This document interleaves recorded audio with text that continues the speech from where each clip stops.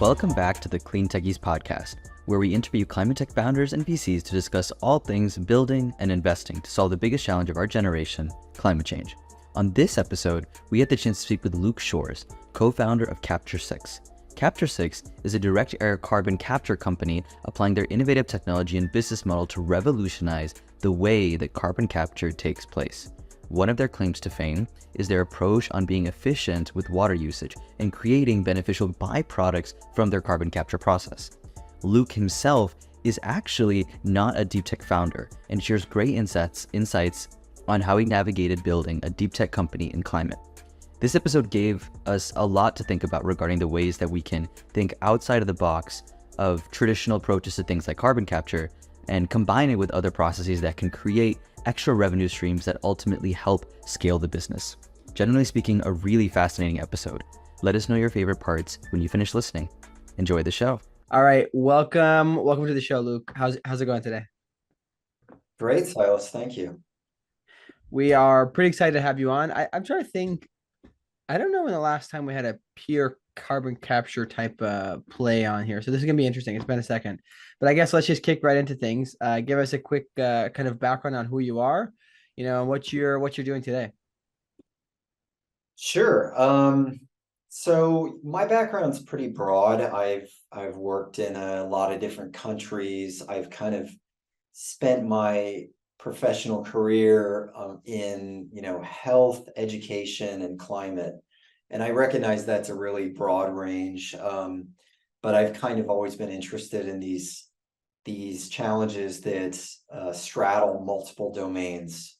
So, for instance, one of my first climate projects was on soot, and that was really interesting to me because you had cook stoves in low-income countries that were emitting soot. It was landing on snow, changing surface albedo, and it was this problem that encompassed health, climate, and education, because at an education level, villagers often weren't familiar or aware, or they didn't have the ability to appreciate that this soot was harmful to their health. I say they didn't have the ability to appreciate because they didn't have the economic privilege to do so.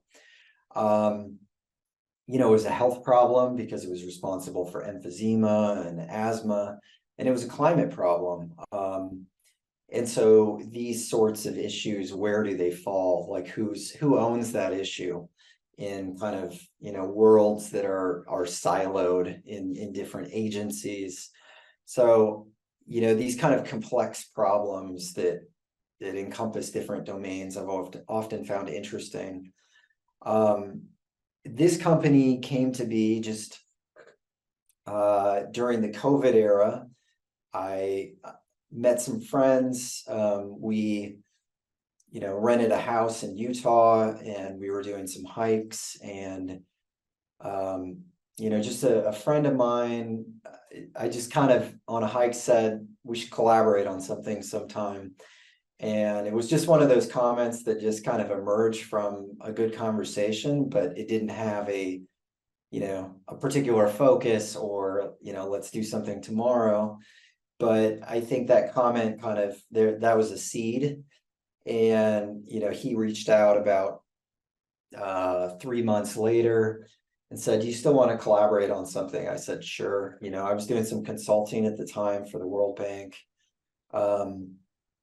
And we just started talking about the direct air capture space. And, we sort of began with this kind of process of thinking about what we didn't want to do in that space, So we didn't want to create a DAC solution that consumed lots of fresh water.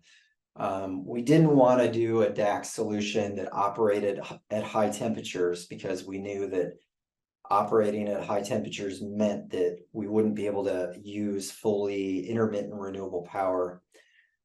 We didn't want to do a DAC solution that required complex supply chains or had very weird proprietary materials that might be really cool at a lab but might be difficult to scale in the near term. So we sort of started with let's avoid this. And then by kind of backing into, what we didn't want to do, we eventually emerged with what we did want to do. And so that was kind of the origin of Capture6. The backstory to that name, which is just kind of random and funny, is I had to save a Word document when, before we'd even launched this. And, the word processing prompted me for a name. And I just, thought, oh, carbon's the, atomic number 6. So I just wrote Capture6 and I sent it to my friend, and his name's Ethan Cohen Cole. And he just went and just incorporated the company under that name. So we didn't have any like grand seance in the desert, or didn't do a focus group, but in many ways that was like, I think that was a good thing. It's like there's so many decisions to make as a startup, and you can't agonize over every decision if you want to make progress. So Capture6 was, kind of born on paper as a public benefit corporation. And that was kind of our attempt to create a structure where we could have the incentives of a for-profit company, but kind of retain the mission of a not-for-profit. And so, we incorporated as a public benefit corporation, like, Patagonia. And it started as a hobby project, and I was still doing all my consulting. And then, within 2 months, we had raised $3 million. And, I dropped all of my other consulting, and it's been kind of off to the races ever since. Impact brands represent the choice to live our lives in alignment with planetary action and our values, to preserve our amazing home for generations to come. Be it through solar panels, how you travel, where you're sourcing your materials, the choices we make matter. And I know you know that if you're listening to this podcast. My name is Anna Konstantinova, and I'm on a mission to make impact brands our next paradigm. I believe that marketing can be used for us rather than against us, and I want to help you build the best brand possible so we can all pour our strength into solving the biggest issue of our time. Whether you're a founder or an investor representing portfolio companies, let's work together to make sure your brand is seen, heard, and remembered the way it deserves to be. And as a thank you to the Clean Techies community, I'm offering 20% off my newest launch, Branding Sessions, with code CLEANTECHIES, one word. We'll take 60 or 90 minutes to solve one specific problem, whether it be a naming issue, strategy development, business growth, or beyond. Let's put our minds together and move forward with renewed energy. Can't wait to hear what you're working on. Find me at anako.co. That's ANNAKO.co. Talk soon. Before I get into that good stuff, I definitely think Capture6, it's a cool name. It's cool that you guys were able to get it so quickly, and that it started off that way. I feel like sometimes the name makes a big difference, even like in remembering episodes, remembering companies. You'd be surprised how far away that goes. So Capture6 definitely rolls off the tongue, I feel like. You talked about, it's really interesting how you started talking about the things that you eliminated when you were looking at the potential solutions, right? And that probably takes some understanding of the current landscape. I'd say that's a pretty unorthodox process. I don't know if every founder really considers that. In doing that, I'm guessing there becomes a gap where, okay, you've understood what you don't want to do, but now the question becomes, what do you want to do? And because you've eliminated what likely is a large number of solutions, you're left with kind of this hole, and what I would assume is maybe a lack of confidence. So my question is, to that point, using this approach, because I think it's actually a very interesting contrarian approach, how did you become confident in the solution that you were going to pursue? Yeah, I mean, some of this, of course, just gets to our background as founders. So my co-founder Ethan is an economist by training. He was a Federal Reserve regulator. He was a professor of finance at the University of Maryland, and then he ran a financial advisory firm that he grew up and sold. So, we're not material scientists. We didn't come out of a material science lab where we discovered a new a new particular sorbent or something like that, a new, organic framework for capturing CO2. So we instead approach this as a business problem, which is there's, a demand for permanent carbon removal now. We know, for instance, companies like Microsoft have 2030 net zero commitments. They're buying carbon removal. So we know the demand exists now, even if it's among for the moment, maybe that's concentrated in a number of kind of benevolent corporates, but that demand exists. And that demand is not for a 1 kilogram of removal from a lab, right? If you go to one of those big companies and say, here's my box and I can remove a kilogram of CO2, they're not going to be interested, because that's not going to help them meet their targets. So we came at this at what exists at a high technology readiness level that can be deployed today, that can be brought into a different configuration to accomplish this kind of novel goal of direct air capture. So it was more thinking from an industrial perspective and an economic perspective than it was coming from a R&D perspective. Hey there. Quick break to remind any founders or VCs listening, if you are looking for deal flow, seeking to raise funding, looking for partners to help service your needs, or perhaps you're looking for corporate investment partners, feel free to reach out to us through our Slack channel, which can be found in the description. Because we meet a lot of people in this space, we set aside time each week to make introductions to the various people that we encounter. This is something we do free of charge in order to help these incredible companies solving climate change to scale. Looking forward to hearing from you in the Slack channel. So this is quite interesting. Can you talk more about this? So you're both neither of you are materials people, right? This is always what I think. I'm like, yeah, if I want to start a climate startup someday, I don't know how I'm going to do that. I'm not an engineer. I'm not a scientist. So how do you go about? You obviously have some understanding of the landscape of how things are working. There's demand, but then you go and find a technology that's there. Can you talk more about that? How did you source that? What's that process like for other people who may have similar types of backgrounds looking to solve solutions in the climate space, solve problems in the climate space? Sure. So something that was said to me a long time ago that I found kind of helpful was you can think of climate change as a temperature problem, but you can also think of it as an acid-base problem. And carbon dioxide is an acid, and we have too much acid in the atmosphere, and we have too much acid in the oceans. And we need to transform some of that acid into terrestrial geologic storage. So the base that we use is called sodium hydroxide, and this is also known as lye. And this is a very common chemical. It's produced all over the world. It's used in soaps and lots of other things. And so it's been known for 100+ years that sodium hydroxide has the ability to bond to CO2 and create sodium carbonate. So the idea of using sodium hydroxide to capture CO2 was not novel. That is known. The question is, how do you do that at scale very, very cheaply in a way that can be deployed? And so that is, that's an engineering problem, but it's also just a business problem.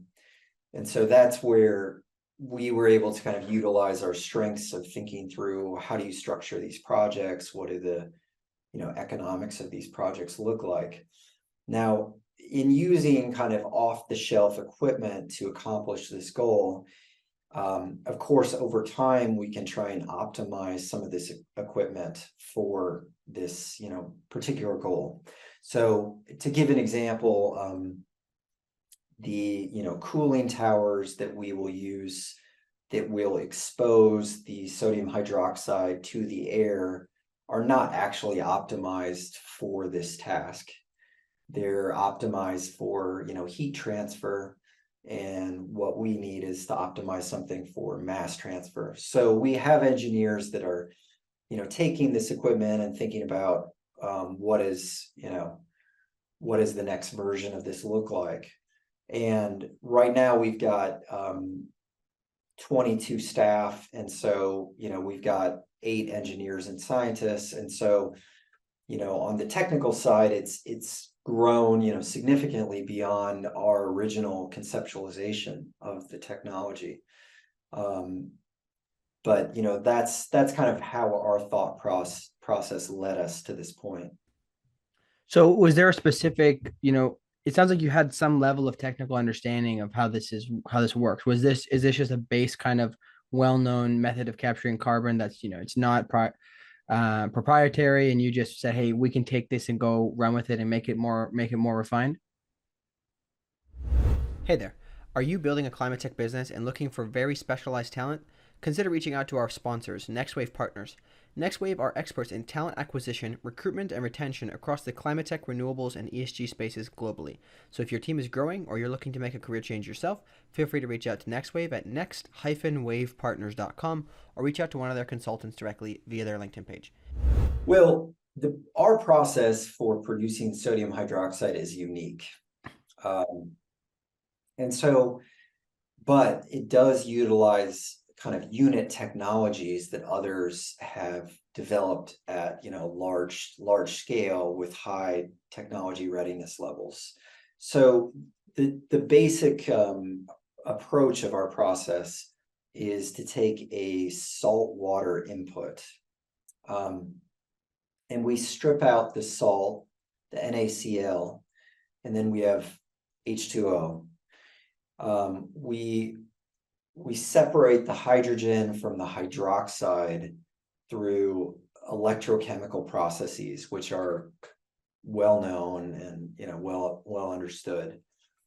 At that point, we combine back the sodium with the hydroxide to create sodium hydroxide, and that is our solvent. So we're somewhat unique among direct air carbon capture groups in that we do not recycle our solvent. So we're not, in many groups' processes, what they do is they use a solvent or a sorbent. They absorb CO2, they heat that back up. It re-releases the CO2, and then they store that in a geological formation, which is called like a class 6 well typically.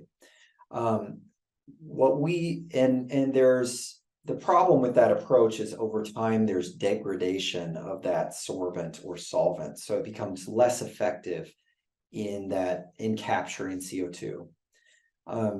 We have basically a linear process where we're constantly generating the solvent, and so we're constantly mineralizing the CO2. That has some advantages because we don't have to be close to a particular geologic formation, because you can store this mineral anywhere. So there's lots of articles in the media now about different places that are considering building CO2 pipelines. So in California, there's a discussion of whether they should build a CO2 pipeline. In Iowa, there's discussion about a CO2 pipeline, and this is presented as it's a very tough decision. We need a CO2 pipeline to store, CO2. And on the other hand, communities don't necessarily want a pipeline running through their backyard. We sort of bypass this discussion because we create a mineral from the CO2. So we're not ultimately dependent upon class 6 wells for storing the CO2. So just to double tap on that, to make sure I understand, it sounds like there's I think 3 key differentiators within the process. So it's the ability to use that water consumption or a different form of water consumption to create this recurring solvent, which is essentially what you're used to store throughout this intermediary process. And then that also helps you in terms of like how you need to store. So essentially the real innovation here is almost the portability of the entire process. Is that accurate? That's accurate. And I would add to that, how do you, what are the economics of these projects? And so one answer is the economics of these projects is exclusively based upon carbon removal credits. And indeed, you can build such projects purely based upon the purchase of carbon dioxide removal. In the United States, it's even easier to do that because you have the Inflation Reduction Act now that provides a $180 tax credit per ton of CO2 removed. However, you can't build projects in many places in the world purely based upon carbon removal credits. And even in the US, it's hard. So the economics of our projects are not just based upon carbon removal. We also, because we basically squeeze out water from this salty brine, that fresh water has economic value. And in addition, the brine management is something that has costs in many places. So in our first project, which will break ground in the first quarter of 2024 in LA County, in a place called Palmdale, they were looking at leasing many acres of land for salt evaporation ponds. And so that was their discharge from their water treatment facility. And those brine evaporation ponds have no economic value. It's purely cost. So that's effectively was going to be their garbage. So in our process, we transform that to sodium carbonate, which is much more easy to store. It doesn't have the same environmental damages of storing, salt. And so these become basically economic benefits of our process that are totally independent of carbon removal. Hey there, thanks for listening to this episode. If you made it this far, it's likely that you're enjoying the show, so I wanted to ask your help. If you're enjoying it, please give us a review on Apple Podcasts and share with somebody in the same industry who might find this interesting. And if you're interested in getting summaries of these episodes, go subscribe to our newsletter that comes out on LinkedIn and Substack. Links can be found in the description. Thanks for your help in growing the reach of this show. This is pretty fascinating. I've never heard of a carbon capture company that found the economic incentive to save somebody money. So this is quite fascinating. So I want to try to conceptualize this. I'm a very visual person. So the projects, essentially, what do they look like? Is this a kind of a small pond where you can take this stuff? Can you just if you're explaining to our grandmas, right, how does it look, this project, if in kind of concept when you see these things all around the world someday? Okay, so people don't generally like to drink salt water, right? So I'll start there. And so, there's a variety of water sources. Low salinity water is also known as brackish water, or you have true desalinization, which is taking ocean water. In any event, you have a salt problem, right? So in any water treatment facility that is dealing with salt, they are removing that salt. But you can remove that salt up to a point.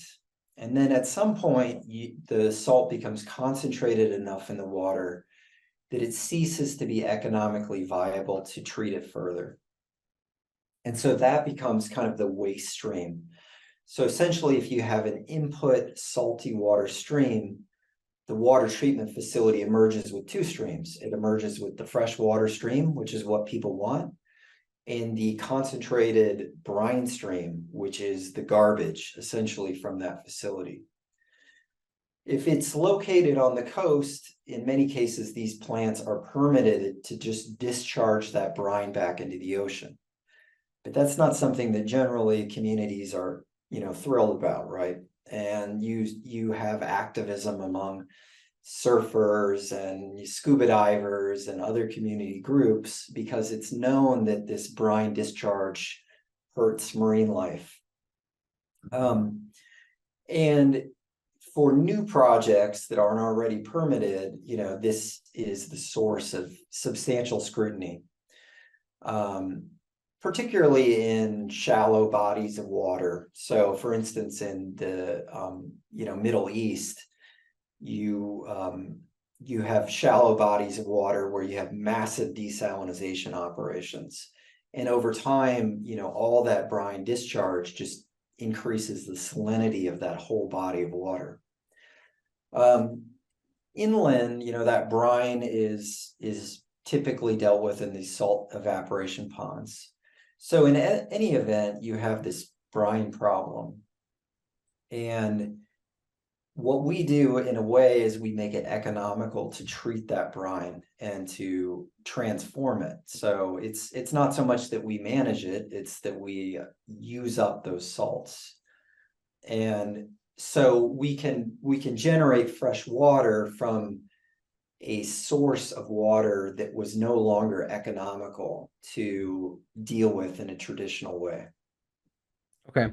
So this would be almost like your objective is to make essentially a bolt-on plant to these desalination plants that can further take out the salt, produce more fresh water, so they're able to have more economic benefit as a commercial operation, but also save them money from having to rent land to dry out to salt flats, right? Is that correct? That's all correct. And there's other things you can do. So in some ways that's, phase one.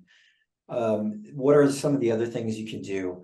The outputs of our process, by a happy coincidence, some of them are actually used in water treatment.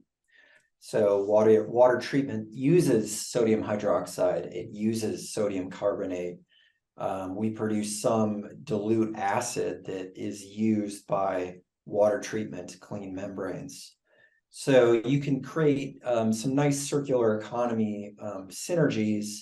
And in doing so, you can also reduce the emissions of the water treatment facility by providing them effectively low carbon chemicals on site. This is pretty cool. This is pretty fascinating. So now I want to talk about you mentioned earlier that you built this not just on the idea of selling carbon credits, right? So can we talk about, are these projects, even if you completely take away people buying carbon credits, will these projects be viable for those desalination plants? They want this that much that it's going to be that valuable for them to invest in it? Well, I should be careful about how I answer this one because it's kind of a funny it's a funny thing right now in carbon markets. So traditionally in nature-based solutions, there's this concept of additionality. And so the idea is that buyers of credits want credits that are additional. Now, this makes tons of sense in the case of, say, reforestation, right? Because trees grow whether we plant them or not. Seeds fall and acorns grow into oak trees, and that oak tree wasn't dependent upon a carbon credit for its growth. So it makes sense to ask the question, would that tree or would that forest have existed in the absence of this carbon credit? But that concept is being applied to direct air capture as well. And I think it's more questionable in that context because these facilities are not going to just build themselves. Mm-hmm. So there's no counterfactual where you say, would this facility have existed in the absence of any action? No, it wouldn't, because facilities don't build themselves. But if you truly got to the point where there was no cost of doing carbon removal, that these facilities were purely financeable just on water and dealing with brine waste, then would companies buy the carbon removal credits? Now, I think the answer is, yes. If I can sell, if all it takes is $1 per ton of CO2 removed, that's great. That means that we've effectively, massively lowered the price of carbon removal. But at the moment, there is this criterion and grants and applications. Is this investment in carbon removal financially additional? In other words, would this facility exist without the carbon removal purchase. Now, we can honestly answer that no, the facility would not exist without the carbon removal purchase. But if I present it as being, too good of a thing, strangely enough, it scares away some of the carbon removal purchasers. Yeah, I think this is kind of interesting. You have a little bit of a misalignment of incentives, right? Because you're trying to make sure you do the right thing and have good compliance with the carbon markets, right? Which is notorious for having a couple issues in it, right? But at the same time, you're able to do something and hypothetically fund things that probably would not get funded because if there was less incentive to do it, they might say, well, we're not going to try something new. We're just going to do things the way we've done them. So I do want to get through the rest of the technology here. So I want to get down to the point of what on your website, it mentions that this is a model for commercial success. So, at what carbon price are these projects viable, and what is the price of carbon per ton removed that you guys can get to based on your current calculations? Because I know you said you're building the pilot project, so it's probably just bench ideas right now. Yeah, so I mean, there is no one cost of carbon removal for our projects because any project has it's a question, what is the value of the brine management? What is the value of the fresh water? If the value of those is high, then the cost of the carbon removal becomes much lower. If the value of those is not as great, then the cost of carbon removal is higher. So to give you an example, in the case of a desalination plant, it may already be permitted to discharge brine in the ocean. So that's not a good thing, but from their perspective, there's no cost to it because they've already got a permit. And so there's no value in us dealing with the brine. But in other cases, a group's ability to produce fresh water may be limited by their existing permit for brine discharge. So maybe the market demand for water is X, but they can only produce, 75% of X because they can't discharge more brine. So if we can eliminate some of that brine, then they can actually produce more water. So, the economics of our projects are contingent on a lot of things, which makes it hard to say precisely what is the price of carbon removal. I know that's a bit of an evasive answer, and I apologize for that. But I mean, our goal is to, get to under $100 per ton of carbon removal. Got it. Okay.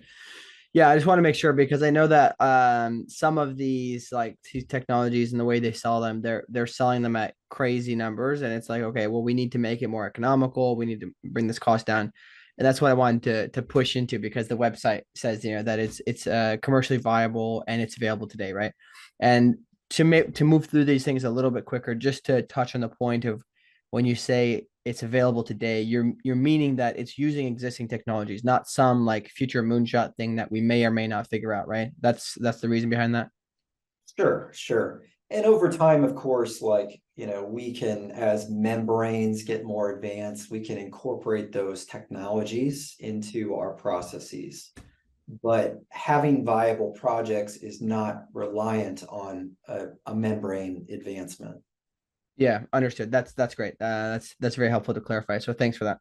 I mean, one of our moonshots is that we're working on now is, the carbonates themselves are a cost to store.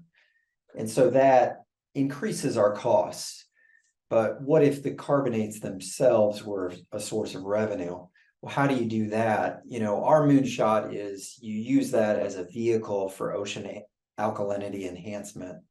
So, the oceans have absorbed more than 50% of all CO2 since the Industrial Revolution. They're becoming acidic. If you put an alkaline substance in them, that buffers that acidity. And so we've been working with a number of research institutes to basically model what would happen if you add our carbonates to the ocean. that's, that of course is going to require a lot of research, a lot of, permitting and consents, but I think we can get to the point based on, what we're learning already, that, we will one day be able to sell those credits as well. And then we will transform what is a significant cost for us, which is the storage of the carbonates, into a further revenue stream. And then, we can further reduce the cost per ton. I think the way that you laid out, I think at least three different sources of revenue, three different options of what this product can be attractive, is usually, I think, akin to a lot of what we hear in venture capital with, taking bets for shots on goal in terms of, what is the go-to-market that can get you to scale? And what is the go-to-market that can get you to that $100 million in revenue business, right? So it's really great to see with deep tech and a climate tech focus that there is that same optionality with the kind of technology that you're innovating on. I wanted to get your perspective on that go-to-market. When you're looking at these different bets and possibilities of making revenue, are you seeing traction for some above others? Yeah, I mean, I think a problem that a lot of DAC groups face fundamentally is people want these projects in the abstract, but it doesn't mean they want them in their community. Right? So I can be in support of direct air capture, doesn't mean I want it in my neighborhood. Right. So, a lot of DAC groups say, well, it's going to create jobs and it's going to create these, local economic benefits. That's true. But our approach is that, we supply water, and communities want water, particularly in many, water stressed parts of the world. Because we integrate with an existing water facility, we have a much smaller footprint than a standalone DAC facility. Not only that, but we're interfacing with a group that has a mandate to deliver water to its constituencies. And so I think, that's not an economic advantage, but it is a go-to-market advantage. Because if you think about it, there's no local constituencies that are tasked with providing carbon removal for their communities. Your typical small town does not have a carbon removal, board or, municipality, right? And so if we can meet a customer problem, which is water and brine management, this gives us a means of deploying direct air capture that a group that just has direct air capture does not have. Definitely. And I think, focusing and indexing on not only the big picture problem, but your edge within it that provides real tangible benefits like the focus on water. That makes a lot of sense. I think there's a lot of, heads in the clouds approaches to deep tech that don't really focus on that. Well, one thing I just want to make a comment to bring this back, I think it's really important to highlight this, and then you can continue, Somil, is that what you're saying, Luke, is that you found a way to have an alignment with a group that already has a job to do, right? And you're helping them to do their job. So you have champions of your product, not people fighting against it, which is what typically happens in local communities with a lot of these things. They're afraid of change, etc. So I just want to highlight that to anybody listening, because I think that is extremely important, and I want to make sure we don't gloss it over. So continue. No, I agree. Yeah. Yeah. And it's typical that startups that have at some point have a pivot, right? That's kind of the common story. And I don't think we had a pivot so much, but we saw ourselves first and foremost as a DAC group that had a water co-benefit and a brine management co-benefit. But what we have learned with our initial customers is, from their perspective, we are a water group that deals with brine that has a nice carbon capture co-benefit. So, from their perspective, the carbon capture is a nice ancillary benefit, but it's not really the core value proposition that we provide. Yeah, I think that's a really cool example of how when you put something out there, people will have their own reasons for loving, the technology and the product as a whole. So it's really cool to hear all that feedback, from your experience. One thing I want to do is also take that, success that you've had and understanding of what is valuable for the customer. How did you navigate bringing that into your conversations for raising? from what I can see, you've raised, convertible debt, as well as received a grant. So this, there's a bunch of different ways in which you articulate your message, right? So when you're interacting with these different, capital deploying groups, how are you navigating the fact that you can call yourself, a main beneficiary of water providing versus, direct air carbon capture? How are you navigating that messaging? Yeah, I mean, there was, as you may know, on the heels of the Department of Energy's announcement on the DAC hubs, Carbon Engineering, which was, one of the big recipients of that, was acquired by Occidental Petroleum.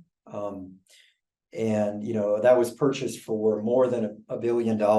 And a lot, I saw several comments on that by kind of, big shot investors that they obviously did very well. Their investors did very well. And the group that can do this and not have a water problem, because, many leading DAC groups are actually massive freshwater consumers. So a group that can accomplish carbon capture and not have a water problem, really has even better possibilities. I think, we've discussed these kind of two addressable markets, carbon capture and water. And we have another addressable market as well, which is critical mineral recovery. And so a lot of these brines actually have, critical minerals in them, whether that's lithium or manganese or any number of things. And again, this gets to basically an economic synergy, which is to get at these minerals, you first have to get rid of the salts. And so it comes back to the salts issue. So, I don't want to portray that we're kind of, boiling the ocean and going after everything, but we have some things that are being basically propelled by grants that we can continue to study to kind of work on, and that is one of them. Whether or not we can, if we deploy this, say, New York is sitting on a big aquifer that has a lot of salts in it, has a lot of lithium in it. And it's hard to get to that because if you're just doing lithium recovery, it's not viable. But if you could stack the benefits of freshwater production, lithium recovery, direct air capture, then suddenly what was a non-viable project becomes potentially quite profitable. Mm-hmm. So was this then the point you had reached when you mentioned at the beginning that you went out and raised 3 million within a couple months? Did you already have this conceptualized and you understood, hey, we know that we're going to provide more than just direct air capture? Because if I'm not mistaken, if I'm guessing correctly, you raised at the time when it was a little bit easier to raise. So I don't know if that had to do with it. I'm curious to understand that more, as well as the grants, how you obtain the grants, and any advice on other companies, how they obtain like the advice around getting grants. Yeah, we raised the 3 million prior to fully understanding some of these economic synergies. We've since raised another 5 million. And we're targeting a pretty significant Series A in the next 6 months. So we raised the 3 million in many ways on the backs of the April 2022 announcement by the IPCC that we would need to get to gigaton scale of carbon dioxide removal in order to stay within the 1.5 Celsius warming targets of the Paris Agreement. So we started out first and foremost as a DAC company, but as we've progressed and as these kind of various circular economy strategies have become more and more apparent to us, we've become more of a decarbonization company.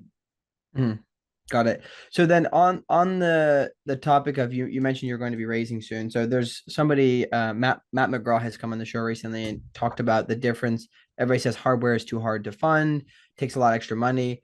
But I saw a chart he actually shared on LinkedIn, I think it was today, that kind of showed the funding for for software. It's usually just like this kind of gradual line. It goes up until they get to big rounds. But with hardware, it's kind of like nothing, nothing, nothing, and it spikes, right? Because they get to a point where the technology works, and it's just simply, okay, now we know how to do it.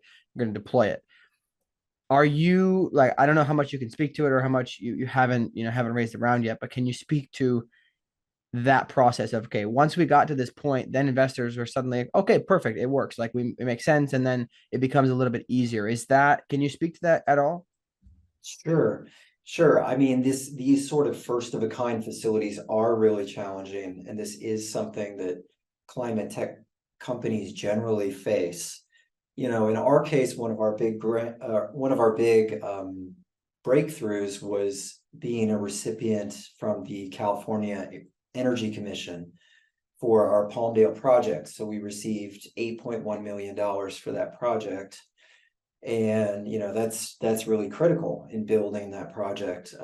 As you said, software is cheap and hardware is not, and so fundamentally it requires a lot of capital to get these things started.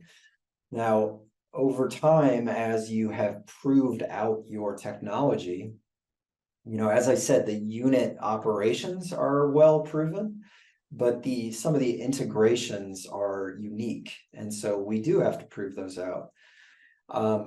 After proving this out, then suddenly this becomes something that subsequent facilities can be financed.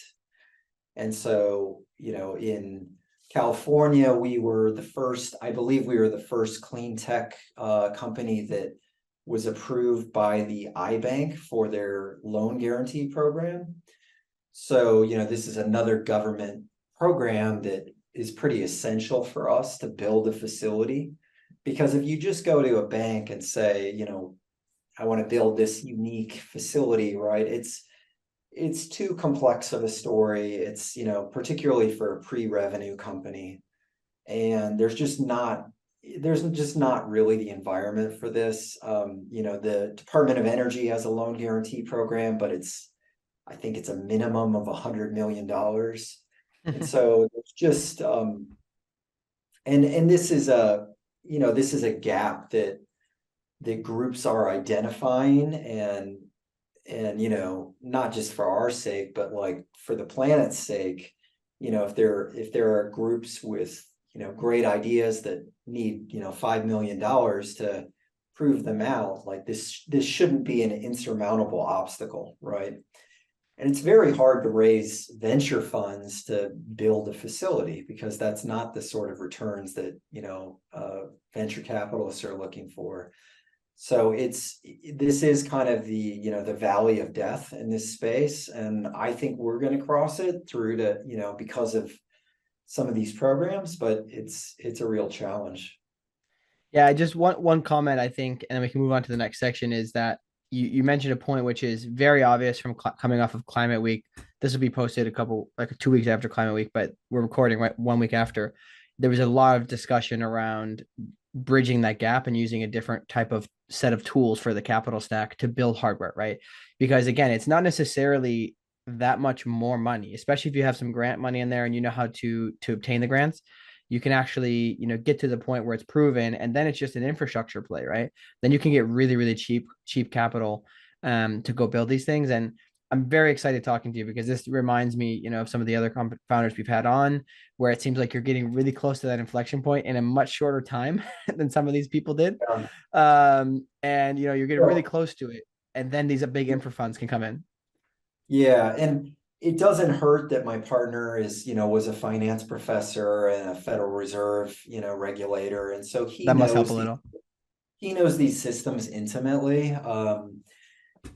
But if I would think, if you have two co-founders that are coming off, PhDs in material science, I mean, they may be brilliant individuals, but whether or not they're going to be able to navigate these systems, I mean, it's been very hard for us, and we have people that are pretty savvy in these areas. Yeah. Note to self: make sure to find a co-founder that regulated the Fed prior. All right, we can go to the next section now. Yeah, no, I was gonna say, it sounds like you really got a good team behind you, and hopefully everyone can find sort of a way to navigate the systems that easily, because it's not easy, and even having the technical expertise we've seen at times isn't enough. And I think that's actually, you're making my job easy for me. That's a pretty good segue. Looking at this space, we're coming up on the last segment of the show, really, and we always love to give advice to founders who listen to this episode and get inspired, and are currently either working in the space or want to get interested in it. So across the areas of fundraising, go to market, how you found your product market fit, how you got talent, managing the team, generally speaking, like, what are your top 3 pieces of advice for founders? I mean, obviously there's a lot of non-dilutive funding in this space, and teams should think through how to access that, because that's important. In the case of some of our grants, we found national labs as partners.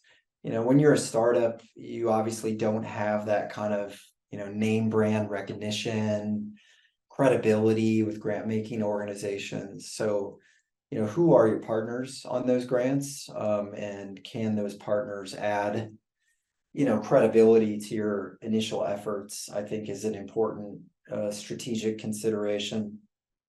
As far as talent goes, I think that's been something that's been, either we've gotten lucky, or what I actually suspect is there's just a lot of really bright, talented people that want to make a difference in the climate space. And so it's been pretty easy to recruit, very smart, competent, hardworking people.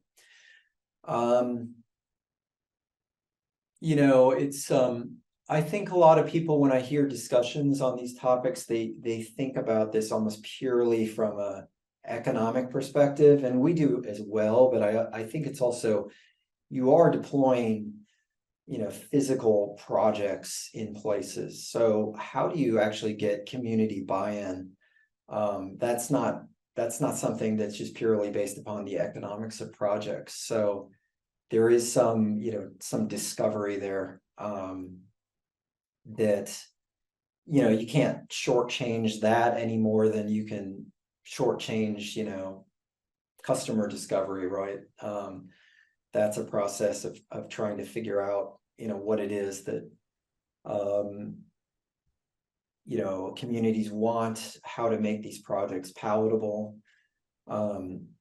We're in the one of the DOE DAC hubs, the Cal DAC hub, and a lot of that is trying to figure out how to deploy these projects in a way that is responsible and is wanted by communities. So I don't know if those were three things. No, I think it's good. I think I'll just reiterate the point you made earlier. I think that founders really should take away, if you ask me, which is making sure that you have those alignments correct, right? If you are trying to do something where you have to convince the community that it's a good thing, it might be a little bit tougher than if you have some really key stakeholders who already know the community to help you with that.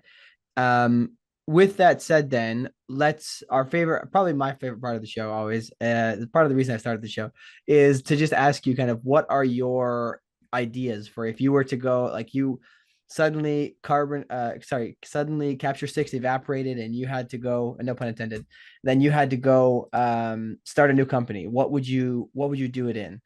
What kind of technology would you work on? Can I take a vacation first?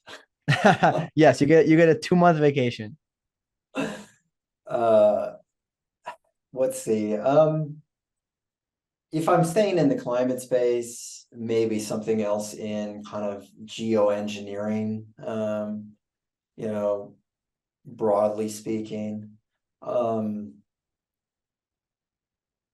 It's been very apparent the last few years, how vulnerable forests are to forest fires. I don't really have a forestry background, but I'm kind of curious what sort of innovations come out to,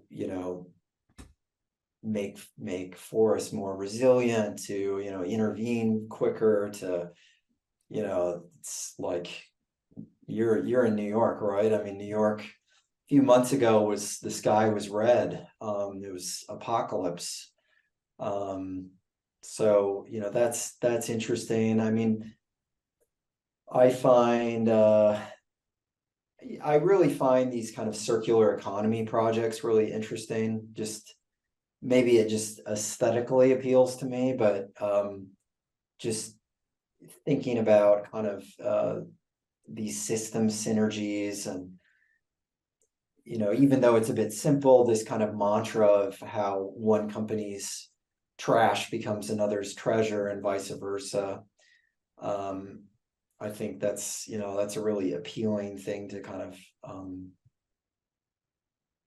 to progress. I was in some conversations yesterday where I was talking to some people about Africa, where I used to work a fair amount, and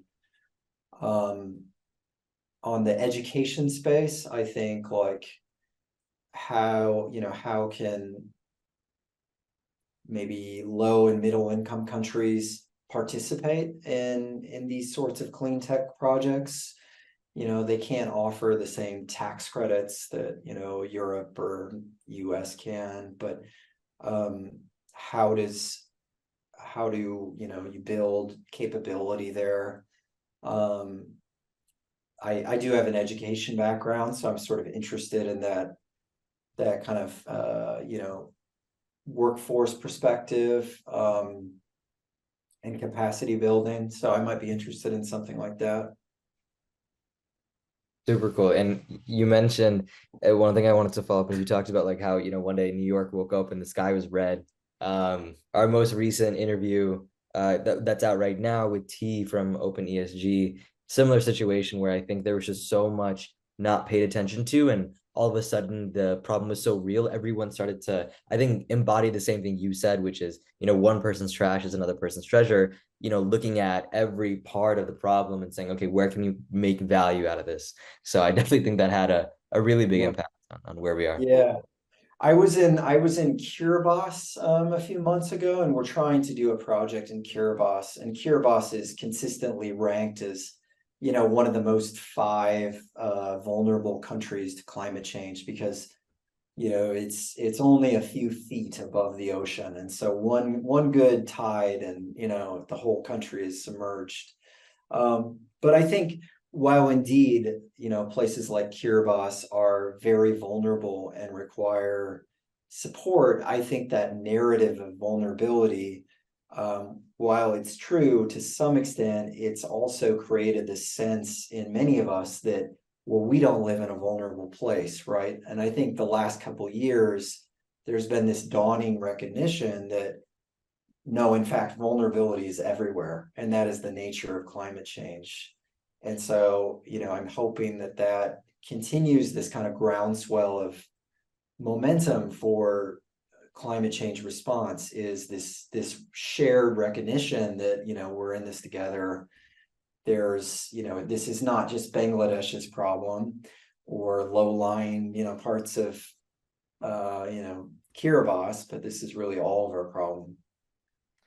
Yeah, I think that's a really good place to to wrap things up. I think it is important. People have realized that there's no more haven cities. I think I just saw a post last week about this idea of like a haven. Oh, climate change doesn't really affect this place.